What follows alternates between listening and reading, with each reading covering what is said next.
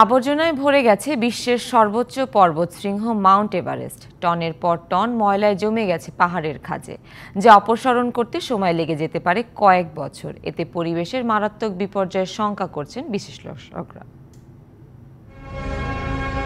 বিশ্বের সর্বোচ্চ পর্বতশৃঙ্গ মাউন্ট এভারেস্ট ১৯৫৩ সালে পর্বতটি প্রথমবারের মতো জয় করার পর থেকে হাজার হাজার পর্বতারোহী এটি আরোহণ করেছেন। তাদের অনেকে নিজেদের পদচিহ্নের পাশাপাশি ফেলে গেছেন আরও অনেক কিছু।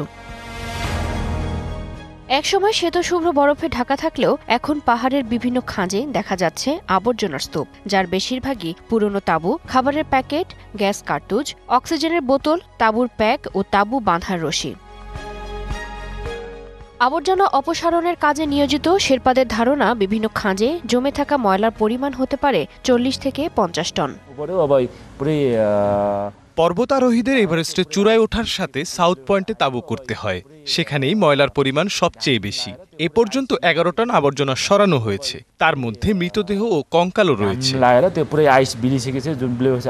সাউথ পয়েন্টে কাজের জন্য আবহাওয়া একটি বড় চ্যালেঞ্জ, কারণ সেখানে অক্সিজেনের মাত্রা স্বাভাবিক পরিমাণে প্রায় ১/৩। তাপমাত্রা কমে গিয়ে বাতাস দ্রুত তুষারঝড়ের সৃষ্টি করতে পারে।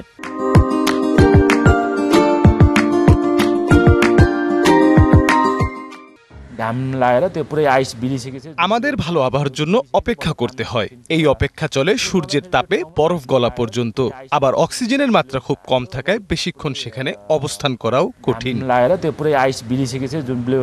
শেরপাদের মতে বেশিরভাগ আবর্জনা পুরনো অভিযানের, এমনকি ১৯৫৭ সালের বর্জ্যও পাওয়া গিয়েছে।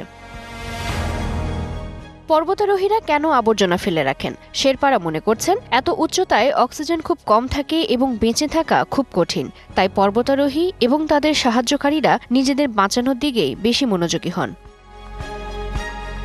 তবে বিশ্বের সর্বোচ্চ পর্বতকে পরিষ্কারের উদ্যোগ নিয়েছে নেপাল সরকার। সরকারি অর্থায়নে নিয়োগ করা হয়েছে পরিষ্কার কর্মী, সেনা সদস্য। আবর্জনা সাথে করে না আনলে বাজেয়াপ্ত করা হবে আমানত। পর্বতারোহীর জন্য এমন নিয়মও করা হয়েছে। জ্যোতি সরওয়ার, ডিবিসি নিউজ ডেস্ক।